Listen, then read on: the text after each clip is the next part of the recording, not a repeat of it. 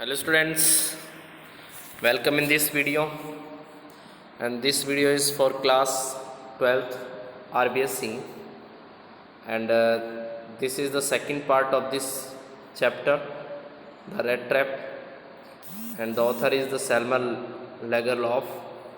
Okay,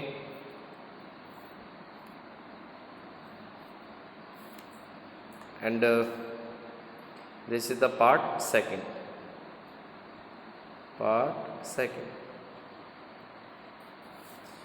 And one paragraph we have completed. In the next paragraph we start.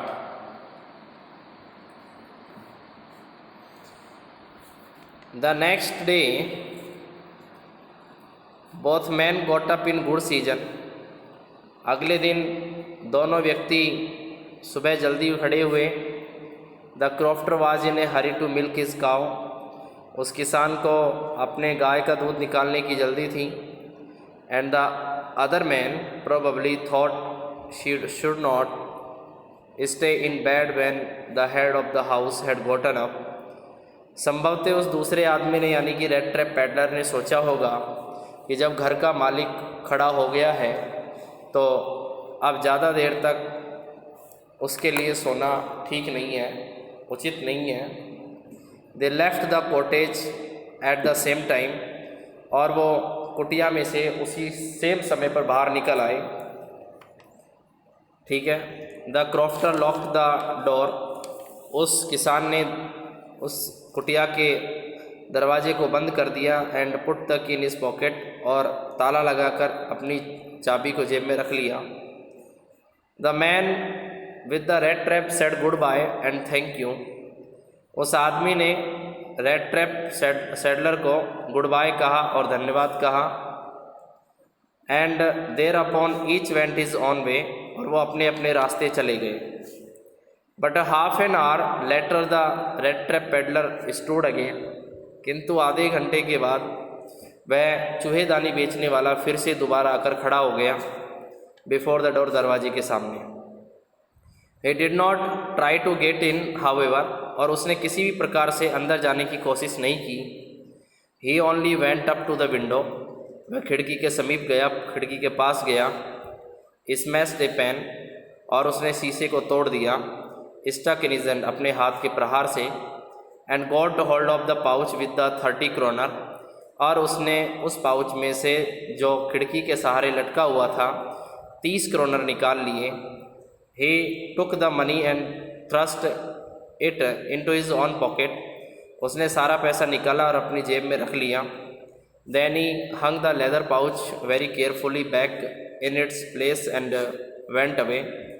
और उसने बड़े ध्यान से, बड़े सावधानीपूर्ण तरीके से उस पाउच को वापस लटका दिया और उसी स्थान पर और वो वापस चला गया.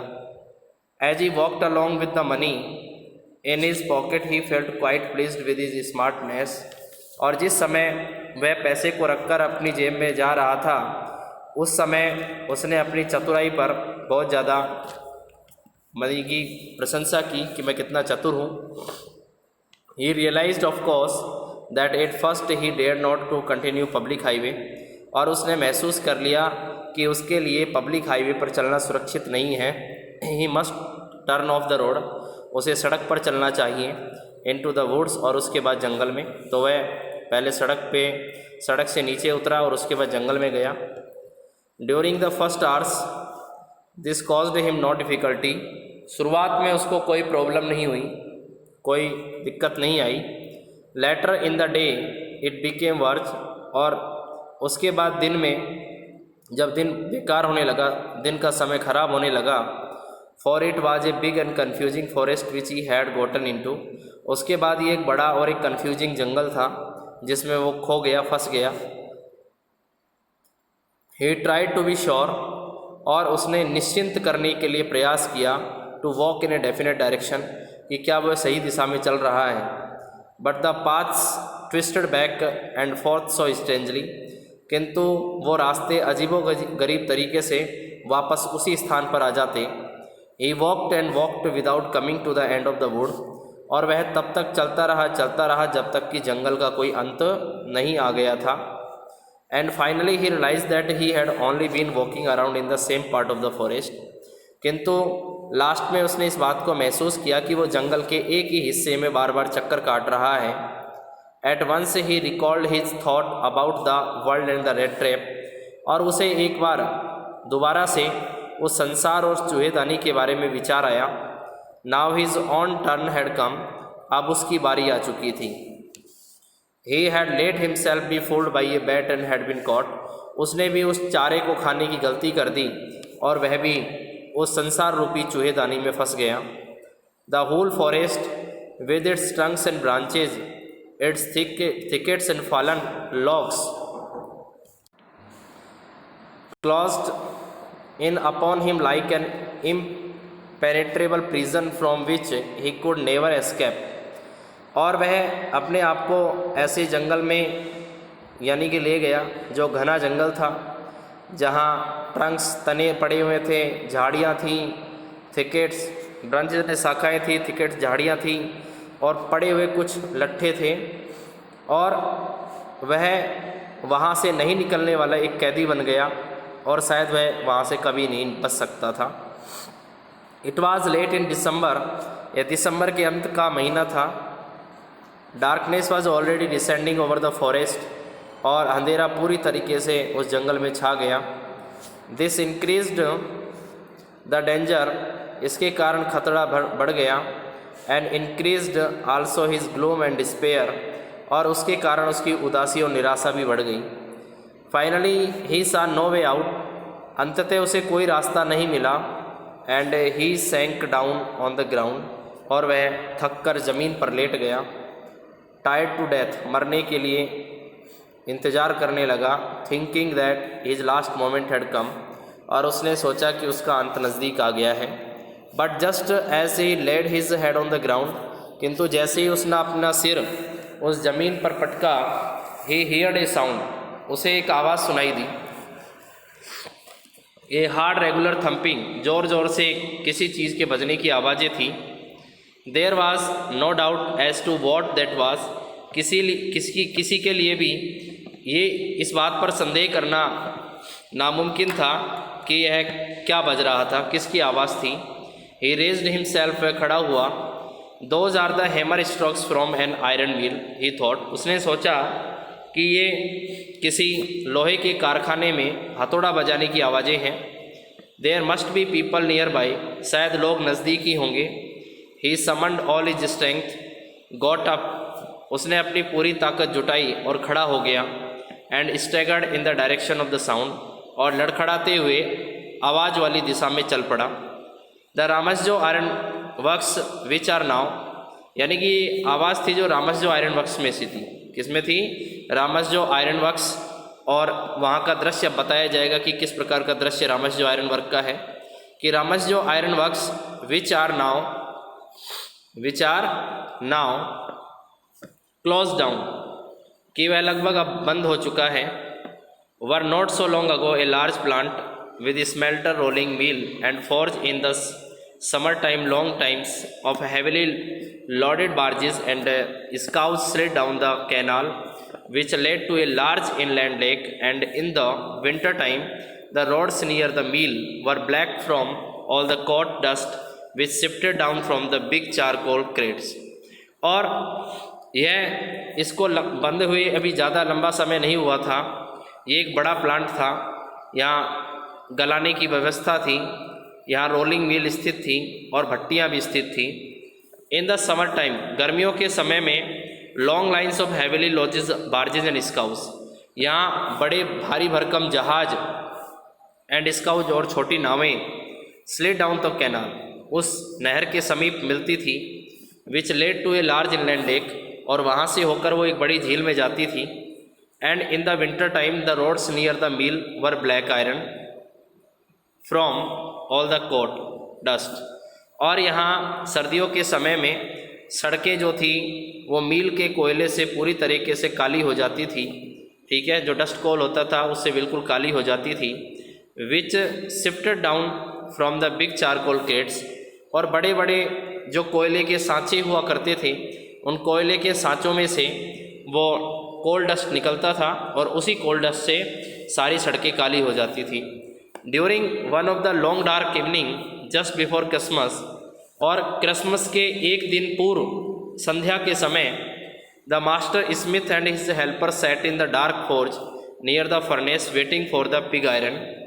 और उस आयरन वर्क्स में यानी कि आयरन मिल के अंदर जो मास्टर था और उसका जो सहायक था वो उस भट्टी के समीप, ठीक है, यानी कि एक काले रंग के लोहे के टुकड़े पर बैठकर भट्टी के समीप बड़े गोले आने का वेटिंग कर रहे थे, यानी कि इंतज़ार कर रहे थे। Which had been put in the fire, जिनको आग में डाला जाना था। To be ready to put on the anvil, ताकि उनको निहाई के लिए तैयार किया जा सके।